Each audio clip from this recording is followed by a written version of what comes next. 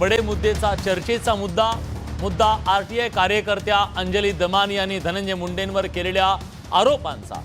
संतोष देशमुख हत्ये प्रकरणापासून धनंजय मुंडेंच्या विरोधात कधी त्यांच्या विरोधकांनी, कधी त्यांच्या मित्रांनी, तर कधी आरटीआय कार्यकर्त्यांनी वेगवेगळे आरोप केले। वाल्मिक कराड सोबतची धनंजय मुंडेंची जवळीक, ऑफिस ऑफ प्रॉफिट, पीक विमा घोटाळा आणि आता कृषी विभागातील साहित्य खरेदीवरून धनंजय मुंडे या सगळ्यांच्या टार्गेटवर आले। अंजली दमानिया यांनी आज एका दिवसात 2 पत्रकार परिषदा घेतल्या, आरोपांची राळ उडवून दिली। त्याला उत्तर देण्यासाठी पहिल्यांदा धनंजय मुंडेंनीही अतिशय आक्रमकपणे ते मैदानात उतरलेले दिसले। त्यांनीही अंजली दमानियांचे आरोप फेटाळून लावले। दमानियांवर सनसनाटीपणाचा आणि मीडिया ट्रायलचा आरोप करत त्यांनी अंजली दमानियांना अब्रू नुकसानीचा दावा दाखल करण्याचा इशारा दिला आणि बदनामी सुरू असल्याचं म्हटलं। तर अंजली दमानियांनी आज कागदपत्र सादर करत कृषी खात्यातल्या खरेदीत घोटाळा झाल्याचा गंभीर आरोप केला आणि धनंजय मुंडेंच्या राजीनाम्याची मागणी केली।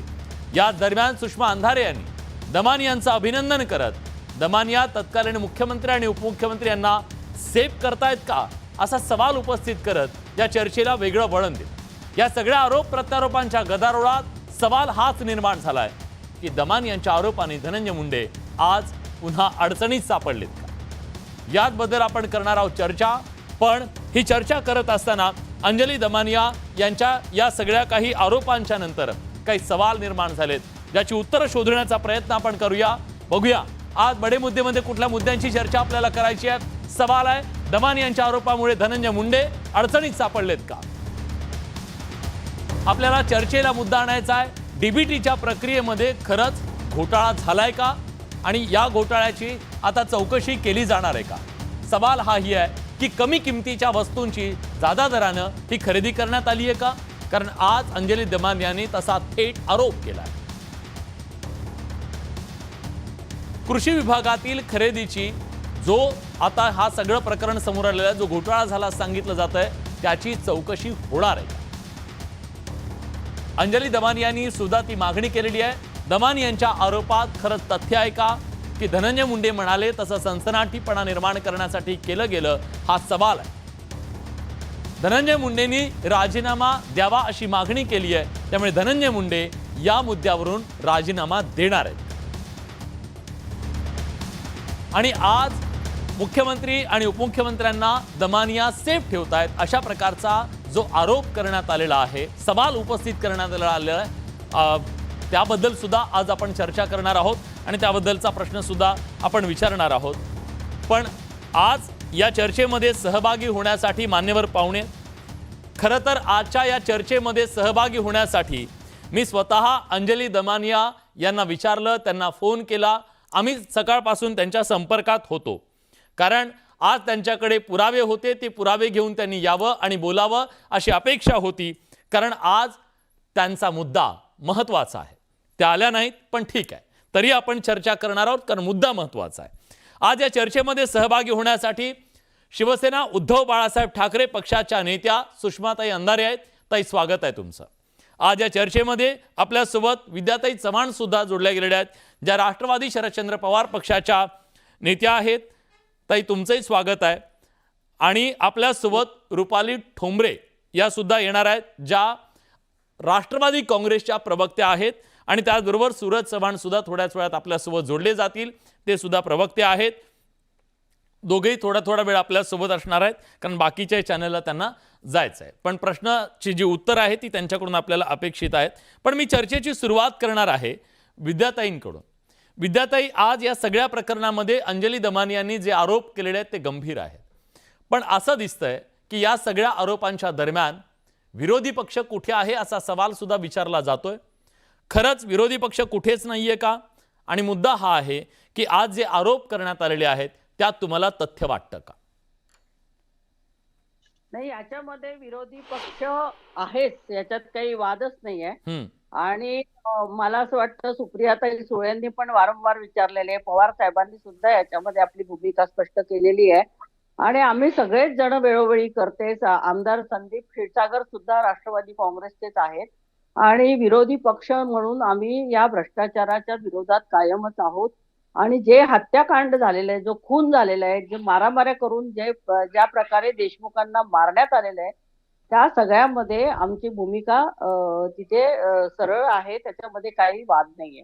बर, आता हे भ्रष्टाचार झाला आहे किंवा नाही, हम्म, हा भ्रष्टाचार 100 का 101% झालेला आहे. परंतु तो कबूल कोणीही करणार नाही, कारण आता सध्याची परिस्थिती अशी आहे, हम्म, आता सगळेच भ्रष्ट आहे. हम्म, म्हणजे एकमेका सहाय्य करू अवघे धरू कुपंथ, तसं आता झालेलं आहे. हा, एकमेका सहाय्य करू अवघे धरू कुपंथ अशी हम्म, प्रकार सुरू झाले. आणि सगळेजण तूही भ्रष्ट मी भ्रष्ट, प्रत्येकाने आपापल्या क्षेत्रामध्ये भ्रष्टाचार करावा, ते कुरण तुम्हाला दिलेलं आहे चरायला, तिथे तुम्ही चरावं, हम्म. अशी इतकं निर्लज्जपणे आता म्हणजे मला बोलायला सुद्धा वाईट वाटतं. पण ही नाही, बोलायला परिस्थिती हवं ना आपल्या ताई, बोलायला तरी हवं. किमान या सगळ्याबद्दल या निमित्ताने चर्चा तरी होतीये, बोललं तरी जात आहे.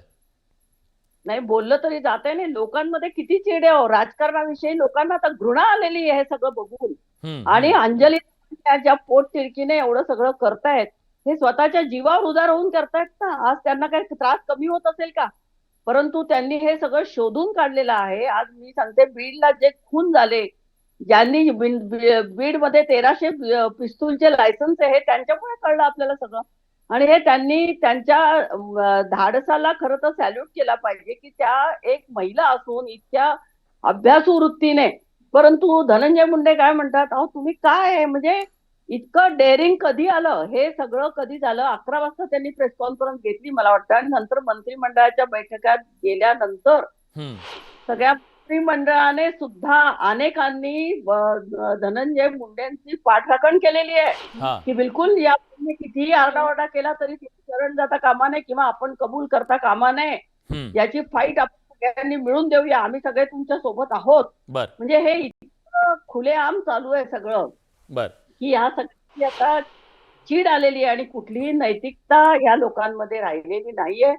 सत्तेवर बसायचं, प्रचंड पैसा वाटायचा निवडणुकांमध्ये, मारामाऱ्या करायच्या, गुंडगिरी करायचं, निवडून यायचं, सत्तेत बसायचं, मंत्री व्हायचं, आणि मग त्यांची पाठराखण करायची. आता अजितदादा कशासाठी पाठराखण करताय ते कळत नाही मला. मी विचारतो भयंकर ताई, प्रकार. ताई मी विचारतो आपल्या सोबत. मुख्यमंत्री- हा, रुपाली ताई आपल्या सोबत. मुख्यमंत्र्यांचा रोल सुरू होतो इथून. मुख्यमंत्र्यांनी आता उत्तर दिलं पाहिजे, की एवढे पुरावे दिल्यानंतर सुद्धा धनंजय मुंडे मंत्रिमंडळात काय, मी असेल किंवा अंजली दमानी असेल किंवा कोणी असेल, सुषमा ते असेल, आमचं काय वैयक्तिक धनंजय मुंडेंची काही वैर नाहीये. आमचं वैयक्तिक कोणाशी वैर नाहीये. परंतु जो कोणी मोठ्या पदावर बसेल आणि देशाचा, आणि आज शेतकऱ्यांचा पैसा तुम्ही खाल्लेला आहे, शेतकऱ्यांच्या मध्ये भ्रष्टाचार केलेला आहे, तर आम्ही तो खपवून घेणार नाही. आणि आम्ही सगळ्या अंजलीताई दमानियांबरोबर आहेत, त्या एकट्या नाहीयेत. आणि अशा प्रकारे भ्रष्टाचार जो जो करेल त्या सगळ्याला ह्याच्या पुढे त्याचा हिशेब द्यायला लागेल. आणि ही जबाबदारी मुख्यमंत्र्यांवर आहे. मी विचारतो तो मुद्दा मला आणायचा आहे चर्चेमध्ये. पण आता आपल्या सोबत रुपालीताई ठोंबरे जोडले गेलेले आहेत. ताई, स्वागत आहे तुमचं न्यूज 18 लोकमत मध्ये. आज थेट तुमच्यावर आरोप झालेला आहे, का तुम्ही पाठराखण करताय असा सवाल विचारला जातोय. खरंच धनंजय मुंडेंची पक्ष पाठराखण करतोय का? अजितदादा पाठराखण करतायत का? आज इतके गंभीर आरोप झालेले आहेत, तुमचं उत्तर काय? सगळ्यात मुळात आपण एक लक्षात घ्यावं, अंजली दमानिया ताईंनी जो आतापर्यंत जसे संसदी आरोप केलेले तसेच फक्त आरोप धनंजय मुंडे यांच्यावर केलेले. याच्या आधी जर अंजली ताई यांचा जर आपण इतिहास बघितला तर त्यांनी 2014 मध्ये नितीन गडकरी यांच्यावर पूर्ती संस्थेच्या ह्याच्यातनं आरोप केले, तेव्हा शांत बसल्या. त्याच्यानंतर त्यांनी अजितदादांवर सिंचन प्रकरणाचे आरोप केले, तेव्हा त्याच्यानंतर त्यांचा राजीनामा घेतल्यावर शांत बसल्या. त्याच्यानंतर भुजबळांवर आरोप केले, त्यांची जेलवारी झाली, त्यानंतर ते शांत बसल्या. आणि त्यानंतर एकनाथ खडसे साहेब यांच्यावर सुद्धा आरोप केले आणि त्याच्यानंतर शांत बसल्या. आणि आता ते धनंजय मुंडे यांच्यावर आरोप करतायत. मुळामध्ये अंजलीताई, मी पुन्हा सांगते की त्या अंजलीताई सुपारी घेऊन एखाद्या राजकारणामध्ये खरंच भ्रष्टाचार झाला आहे असेल तर ते का नाही संविधानिक पद्धतीने जिथे कोर्ट आहे त्याच्याकडे जात, तर त्या नाही जाणार. कारण का आज त्यांनी जे आरोप केलेले आहेत त्या आरोपामध्ये पण तुम्हाला सांगते, या खरेदी प्रक्रियेच्या वेळी पडील वार पडिलवार म्हणून जे आहेत त्यांनी एक याचिका हायकोर्टामध्ये दाखल केली होती. 32/60/2024 ह्या त्या याचिकेचा केस नंबर आहे. तेव्हा त्याच पडिलवारांनी हे जे काही अंजली दमन यांनी आज सकाळी सांगितलेलं आहे हे सगळी त्या केसची प्रेयर लक्षात घ्या. आणि ती प्रेयर अंजली दमाने यांनी वाचून दाखवली. आता त्या केसचं काय झालं विचारताल तर ज्या आरोप केले प्रेयर वाचून दाखवली 5 जुलै 2024 ला मेहरबान उच्च न्यायालयामध्ये मुख्य न्यायाधीशाच्या समोर पडिलवार यांनी हे आक्षेप मागे घेतले. म्हणजेच हे आक्षेप ते सिद्ध करू शकले नाही. हे फक्त त्यांचे आरोप होते. त्यांनी याचिका दाखल केली आणि ज्यावेळी त्यांना सिद्ध करण्याची वेळ आली त्यावेळी त्यांनी त्यांचे आक्षेप मागे घेतले. त्याच्यामुळे धनंजय मुंडेंना फक्त टार्गेट करून त्यांना एका मंत्रिपदावर राजीनामा देण्यासाठीचा हा त्यांचा जो प्रयास आहे तो पूर्ण होऊ शकत नाही. अंजनी दमाने त्यांनी जे काही सांगितलं उत्तर घेतो विद्याताईंकडून आणि मला या चर्चेमध्ये आणायचं आहे सुषमाताईंना. विद्याताई पटकन उत्तर द्या त्यांच्या आक्षेपांना, नंतर मी सुषमाताईंकडे जातो. रुपालीताई चुकताय तुम्ही. रुपालीताई असं बरोबर नाहीये. सुपारी घेणं हा शब्द बरोबर नाहीये. कोणी कोणाची सुपारी वगैरे घेत नाही. आणि हे पोट तिडकीने काम करणाऱ्या एका सामाजिक कार्यकर्त्याविषयी असं विधान करणं हे बरोबर नाहीये. समजलं का? नीतिमत्ता आज राहिलेली नाहीये. तुम्ही मंत्रिमंडळात आहात, तुम्ही आमदार म्हणून निवडून आलेला आहात. अहो धनंजय मुंडेंचा इतिहास बघा ना तुम्ही. गोपीनाथ मुंडे असल्यापासून ते अजितदादाने, मी स्वतः सभागृहामध्ये होते, या चिक्की घोटाळ्यावरती किती घसा फोडून ते बोलायचे. काय झालं पुढे चिक्की घोटाळ्याचं? कोणी आरोप मागे घेतले? काय झालं पुढे? आज भाऊ बहीण एकत्र झालेले आहेत ना दोघे. कोट्यवधी रुपयाचा भ्रष्टाचार झाला. माझ्याकडे अजून त्याचे कागदपत्र असतील.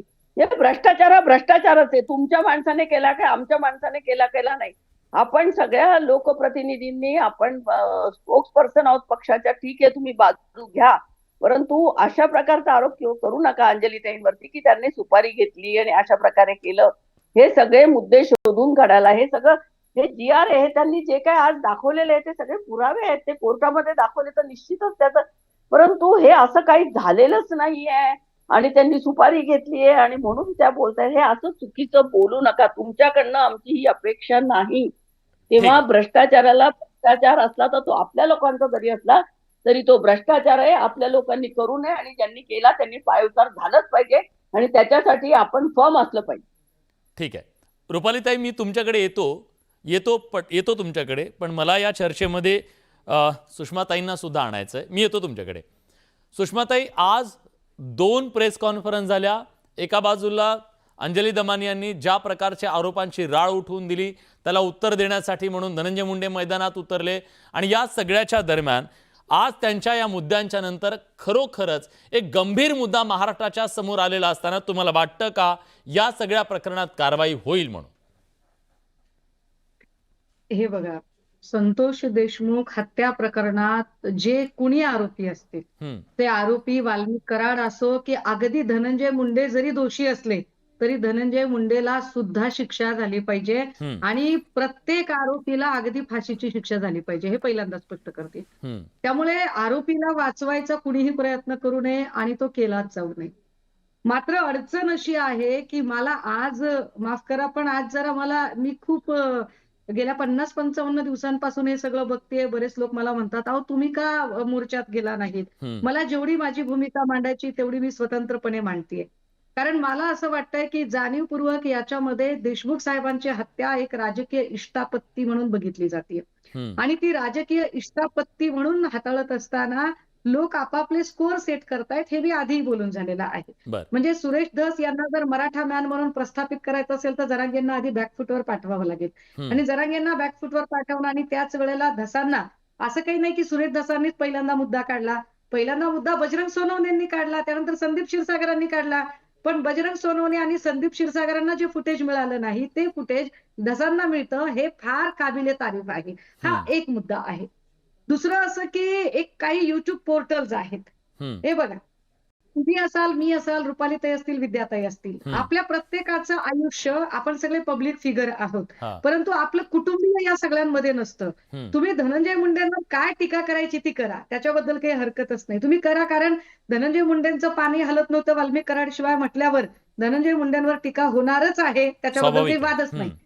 परंतु धनंजय मुंडेंचे मुलं कितवीला आहेत, त्यांचे फोटो काय आहेत, ते कोणत्या शाळेत जातात, याच्यावर जर पोर्टलवरून जर चर्चा होत असेल तर हे वाईट आहे. हा गलिच्छपणा आहे. हा गलिच्छपणा थांबला पाहिजे. तिसरी गोष्ट अशी की मी अंजली दमानियांबद्दल न बोललेलं बरं. दमानिया काय काम करतात, दमानियांचं कामाची पद्धत अनेकांना माहिती आहे. एकनाथ खडसे असतील, म्हणजे सॉरी, रुपालीताई जरी वेगळ्या पक्षात असल्या तरी या मुद्द्यावर नक्की मी रुपालीताईंची सहमत आहे की एकनाथ खडसे असतील, नितीन गडकरी असतील, जो माणूस भाजपला जड जातो, कदाचित रुपालीताई हे इतक्या स्पष्ट बोलणार नाहीत पण मला बोलावं लागेल, जो माणूस भाजपला जड जातो, दमानिया त्याच्या पाठीमागे नुसते हात धुवून नाही, हात तोंड पाय धुवून लागतात, अगदी स्नान करून त्याच्या मागे लागतात त्या. हे आतापर्यंत रुपालीताईंची तुम्ही अडचण केली, रुपालीताईंची तुम्ही अडचण केली. नाही, रुपालीताई मान्य, त्यांचं मत मांडताय. पण त्यांना क्रॉस करायचं तर त्यानंतर क्रॉस करतील, कारण त्यांची अडचण त्यांच्याच पक्षातल्या लोकांनी. लक्षात घ्या, अंजली दमानियांनी आतापर्यंत, मला कमाल वाटते यार, बदलापूरमध्ये एका चिमुरडीवर अत्याचार होतो, 8 तास सूक्ष्म अंधारे उन्हात असते, तिकडे अजिबात अंजली दमानिया फिरकत नाहीत. इथे आमच्याकडे एवढं मोठं प्रकरण झालं, ड्रग्जचं मॅटर झालं, ससूनमध्ये ड्रग्जचं प्रकरण झालं, त्याच्यात सुषमा अंधारे लढत होत्या, तिथे अजिबात अंजली दमानियांची एंट्री झाली नाही. का? कारण तिथे फडणवीसांना प्रश्न विचारले जात होते. इथे आपण त्या विशाल अग्रवालचं प्रकरण सगळ्यांनी लावून धरलं होतं, त्याही प्रकरणात आम्ही भांडत होतो, तिथेही दमानिया अजिबात घुसल्या नाही. परभणी प्रकरणात सुद्धा आरोप होतोय त्यांच्यावर, परभणी प्रकरणात पण अंजली दमानिया बोलल्या नाही. आणि सगळ्यात महत्वाची गोष्ट, ज्या अंजली दमानिया नागपूरहून बीडला येतात, त्या दमानिया नागपूरमध्येच चंद्रशेखर बावनकुळेंचा मुलगा संकेत बावनकुळेने ज्या वेळेला लोकांना चिरडलं, त्यावरही त्या चकार शब्द बोलत नाहीत.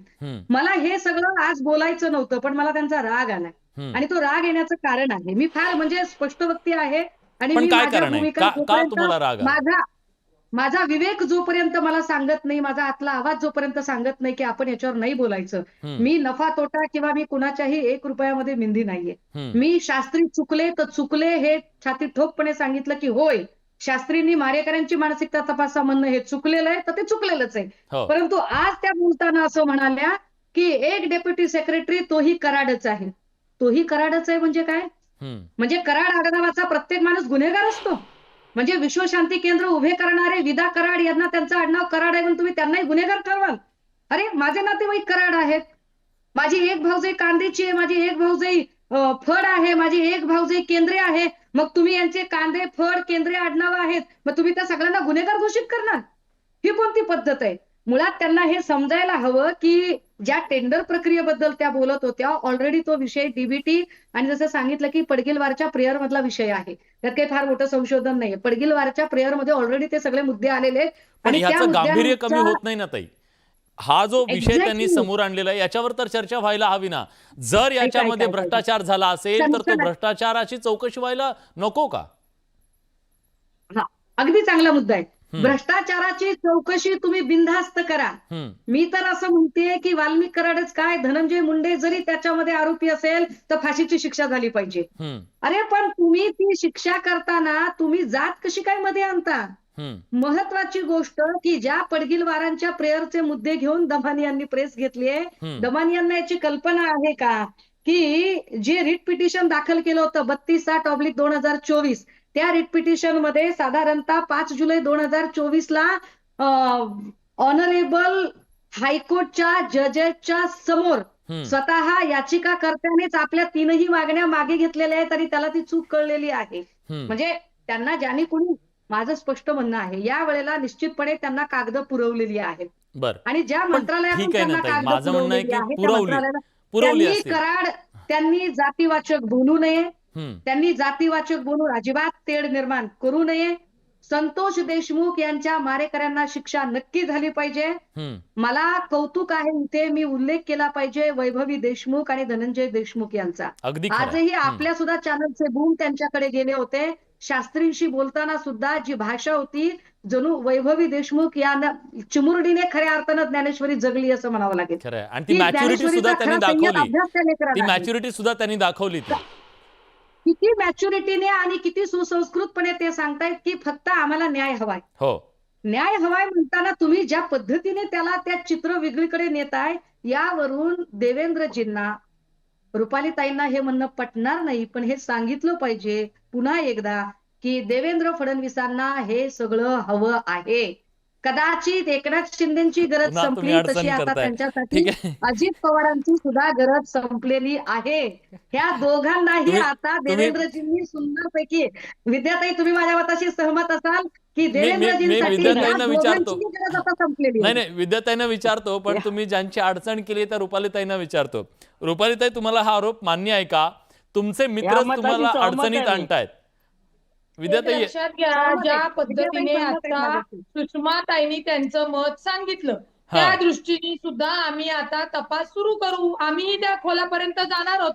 पण ते जायच्या आधी मला विद्याताईंना सांगायचे की विद्याताई, मी राजकारणात येण्याच्या आधीपासून वकील आहे, मी संविधान मानते, मी राजकारणात आहे म्हणून मी बेछूट आरोप करायचे, बेछूट मंत्र्यांना राजीनामा द्यायला लावायचं, बेछूटपणे मीडियावर ट्रायल चालवायची, हा कुठल्याच राजकारण्यांना अधिकार दिलेला नाही. मग ती स्त्री सुद्धा असो.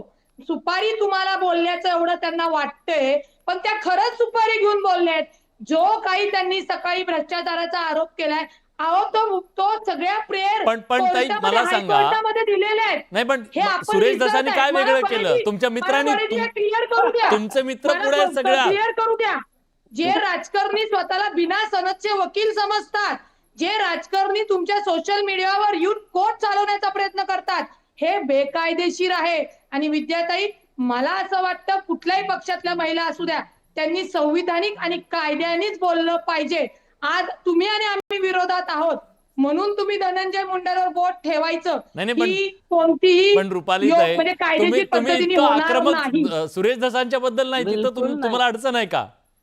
कुणाला? सुरेश दसांच्या बद्दल तुम्ही एवढा आक्रमक कधी बोलला नाही त्यांच्या विरोधात? सुरेश दसांच्या बद्दलही बोललेलो आहे आम्ही. म्हणलोय आकाचे आका करून बोके ओरडले आणि बीडच्या शहराचं स्वतःचं नाव त्यांनी बदनाम केलं. सुरेश देओत काही चांगल्या याचे नाहीयेत. ते बदनाम केलं, एवढ्या घटना घडल्या तेव्हा नाही का झालं बदनाम नाव? आरोप केले आणि ते त्यांच्या बीडच्या राजकीय स्पर्धेसाठी त्यांनी केलेले आरोप आहेत.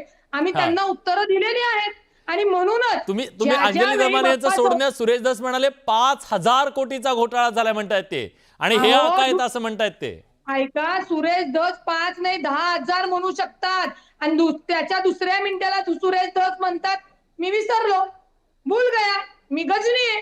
अशा लोकप्रतिनिधीचे आरोप केलेल्याचे खरे कसे तुम्ही मानणार? जर खरंच आरोप झाले आहेत तर त्यांना शिक्षा होण्यासाठी तुम्ही का नाही कोर्टाकडे जात, का नाही तिथे दाखल करत? आणि अंजनी दमानिया किंवा सुरेश दस असतील, यांना काही रीट पिटिशन किंवा हायकोर्टात जाणे अवघड नाहीये. परंतु फक्त सोशल मीडियावर आरोप करून स्वतःची प्रसिद्धी करायची आणि राजकीय करिअर उद्ध्वस्त करण्याचं खंडणीखोर करतात. विद्याताई, नाही, मला सांगा, लोकप्रतिनिधी आहेत, मंत्रिपदावरती आहेत, तुम्ही भ्रष्टाचार केला आहे, तुमच्या मंत्र्यांना, तुमच्या हेडमास्टरांना सांगणार ना. मग तुमचे उपमुख्यमंत्री असू दे, मुख्यमंत्री असू दे, त्यांच्याकडेच पहिल्यांदा न्याय मागणार का? हायकोर्टात जायचं, हायकोर्टात गेलं म्हणजे पुन्हा 3-4 वर्ष प्रकरण चालले. हे तुमच्या सोयीचं होतं राजकारण. आम्हाला लगेच रिझल्ट पाहिजे, म्हणून आम्ही तुमच्याकडे आलेलो आहोत. आम्ही म्हणून अजितदादाकडे आलोत, म्हणून मुख्यमंत्री फडणवीसांकडे आलेलो आहोत.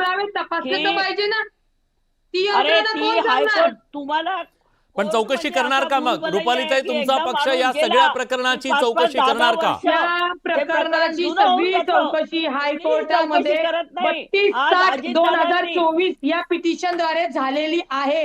हे ज्यांनी आक्षेप घेतले, जे आज दमानियांनी त्याच्या प्रेयर वाचून दाखवल्या, या त्यांच्या स्वतःच्या नाहीत. या जे काही ते पिढीलवार म्हणून आहेत त्यांच्या आहेत आणि त्यांनी ते आक्षेप मागे घेतलेले आहेत. विद्याताई, आणि तुम्ही जे आरोप केलेत ते तुम्ही खरे समजून आम्ही कारवाई करायची, हा कुठला न्याय आला? न्याय संविधान आहे, संविधानाने तपास यंत्रणा दिलेल्या ताई आहेत. ताई प्लीज बोला. होणार विद्याताई तपास. विद्याताई नाही, मग भ्रष्टाचारी लोकांवर ज्यांच्यावरती आरोप आहेत ते आरोप खरे आहे ताई, का आम्हाला खोटे आहे भ्रष्टाचारी कृपया हे म्हणू सिद्ध नका. होतो. आम्हाला आता जर डिपार्टमेंटच्या ऐक ना cases रुपाली, जर तुमच्यावर ऐक ना टाकाव्या बाई, रुपाली जर ऐक ना, थोडा वेळ गप्प बैस ना, शांत बैस ना. बरं एक एक जण हे बघ, मी पहिल्यांदाच सांगितलेलं आहे की धनंजय मुंडे काही माझे दुश्मन नाही. एकेकाळचे आमचे साथी, आम्ही सभागृहामध्ये एकत्र होते, ते विरोधी पक्ष नेते होते. अगदी मी त्यांना खूप भाजपमध्ये असल्यापासून बघते, तेव्हा बॅक बेंचर्स होते. अजितदादाने हात दिल्यानंतर विरोधी पक्ष नेते झाले. त्याच्यानंतर चिक्की घोटाळ्यावरती भरपूर ते बोलले. काय झालं त्याचं? काहीच झालं नाही पुढे. त्यामुळे माझं हेच म्हणणं आहे, भ्रष्टाचार कोणीही केलेला असू दे, तुमच्या आमदारांनी मंत्र्यांनी केलेला असू दे, आमच्या असू दे, त्या भ्रष्टाचाराची तड लागली पाहिजे आणि कोर्ट हा त्याच्यावर उपाय नाहीये. समजलं ना तुम्हाला? आम्ही दाखवतोय. पण आता काय झालंय बरं का बडे, याच्यामध्ये असं झालेलं आहे की आता सगळेच पॉलिटिशियन, 90% पॉलिटिशियन हे भ्रष्टाचारी झालेले आहेत. सत्तेत बसलं की कसा पैसा निवडणुकांना पैसा किती वाटतात बघा ना, कुठल्याही पक्षाचे असू द्या ना. ह्या भाजपने काही कमी पैसे वाटले? हा प्लीज प्लीज. प्रचंड पैसा वाटलेला आहे. त्यामुळे हे सगळं जे काय आहे हे भ्रष्टाचाराचा हा पैसा आहे. मुद्द्यावरच बोलतीये अंधारेताई, सुषमाताई खरंच मुद्द्यावरच बोलते. भ्रष्टाचाराचा पैसा आहे. भ्रष्टाचार हा पैशाने यूज टू झालाय का? आपण सगळे काही भ्रष्टाचार पाठीशी यूज टू घालू झालाय का? शकतो. ठीक आहे आपण ना, सगळ्यांना असं विकत झालंय घेऊ का? शकतो. एक सेकंड. हा. भ्रष्टाचार तर निश्चित यूज टू राहिलाय. उडदा माझी काय काळे गोरे निवडावे अशी स्थिती हा, मग आहे. झालंच आहे आणि ना. ज्याला जितकं मिळेल तितकं तो ओरपून खातोय. ओके. पण बरोबर आहे. एक मुद्दा तेच तसा म्हणायचंय क्रम मला. चाललाय जो चर्चेला येणं फार गरजेचं आहे. की आज दमानियांच्या ज्या बोलण्यावर जी मीडिया ट्रायल आणि ह्या सगळ्या गोष्टी चालू आहेत, मला एक गोष्ट अजूनही कळली नाही की जेव्हा त्या म्हणाल्या की कराड तोही एक अधिकारी कराडच आहे, तेव्हा त्यांना हे माहिती असायला पाहिजे की त्या समितीत एकटा एक अधिकारी असत नाही. एक फक्त डेप्युटी सेक्रेटरी असत नाही, तर तिथं वित्त विभागाचा पदाधिकारी असतो, तिथं नियोजन विभागाचा अधिकारी असतो, तिथं कृषी आयुक्तही असतो. या सगळ्या लोकांनी मिळून हे सगळा निर्णय होतो आणि तो निर्णय झाल्यानंतर त्याची अंतिम त्या डीबीटीतली कोणती बाब वगळायची आणि कोणती बाब घ्यायची याचा पूर्ण अधिकार हा माननीय मुख्यमंत्र्यांना राहतो. आता माननीय मुख्यमंत्री हे तत्कालीन एकनाथ शिंदे होते. एकनाथ शिंदेवर ज्या वेळेला दमानियांना प्रश्न विचारतात तेव्हा दमानिया हसत सांगतात, मला नाही वाटत की त्यांना ते माहिती असेल. याचा अर्थ त्या स्पष्टपणे एकनाथ शिंदेना सेव्ह करतात, त्या देवेंद्र फडणवीसांना सेव्ह करतात. देवेंद्र फडणवीस आणि एकनाथ शिंदे यांना सेव्ह करून दमानियांचं हे बोलणं याचा स्पष्ट अर्थ असतो की दमानियांना संतोष देशमुख हत्या प्रकरण हे फक्त आणि फक्त स्वतःच्या ग्लॅमरसाठी आणि स्वतःच्या याच्यासाठी हाताळायचं आहे. त्यांना त्याच्यातल्या मारेकरांना अजिबात न्याय द्यायचा नाहीये. तुम्ही जो मुद्दा उपस्थित केलेला आहे तो मुद्दा मी ताईंना सुद्धा विचारतो. ताई, खरंच या सगळ्या प्रकरणामध्ये सातत्याने एक गोष्ट झाली आहे का?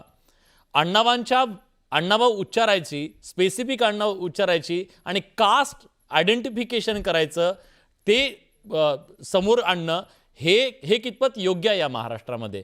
आणि याच्यातून कुणी सुटत नाहीये ताई, कुणीही नाहीये. हे कितपत योग्य आहे? आपली लढाई कुठली आहे? आपण लढाई लढतोय कुठली? आणि टार्गेट काय केलं जातंय? हा मेसेज का जातोय? विद्याताई, हे बघा, आज सुद्धा धनंजय मुंडेंचं मी ऐकलं, बहुजन समाजाला असं ते बोललेले आहेत. बहुजन समाजाला म्हणजे स्वतः ओबीसीचं संरक्षणाचा कोड वापरायचा, म्हणजे ओबीसी समाजाला सुद्धा वापरून घ्यायचं. तिकडे मराठा वर्सेस ओबीसी करायचं. हे निवडणुकांच्या आधीपासून सुरू आहे, मतं मिळवण्यासाठी सुरू झालेलं आहे. आणि हे अत्यंत वाईट आहे. ओबीसी समाजाने सुद्धा, मराठा समाजाने सुद्धा, कुठल्याही समाजाचा माणूस पण सामाजिक कार्यकर्त्यांनी जात कशाला काढावी किंवा इंडिकेट का? बरोबरच नाही आहे. चुकीचंच आहे. जे चुकीचं आहे ते चुकीचंच म्हणणार आहे. याच्यामध्ये आपल्या जातीचा मनुष्य आहे, आपल्या धर्माचा माणूस आहे म्हणून त्याला वाचवणं. भ्रष्टाचारी हा भ्रष्टाचारीच असतो आणि तो समाजाचं नुकसान करतोय, एवढं एकच उद्दिष्ट आपलं ठेवलं पाहिजे. परंतु दुर्दैवाने आपण ते ठेवत नाही. आणि या सगळ्यांमध्ये हत्या झालेला बाबू आंधळे असेल, फरार झालेला बबन गीते असेल, हत्या झालेला महादेव मुंडे असेल, ही पण नावं वंजारीच आहेत, हे कृपया समजून घ्या. हो, ही पण नावं वंजारीच आहेत. सुषमाताई, 2 मिनिटं मी बोलते. आरोपीला कोणतीही जात नसते, त्याच्यामुळे संविधान हे सगळ्या जाती धर्मातल्या माणसासाठी दिलेलं आहे, हे पहिलं लक्षात घ्यावं. दुसरी गोष्ट, ओबीसीचे नेते म्हणून धनंजय मुंडे पहिल्यापासून आहे.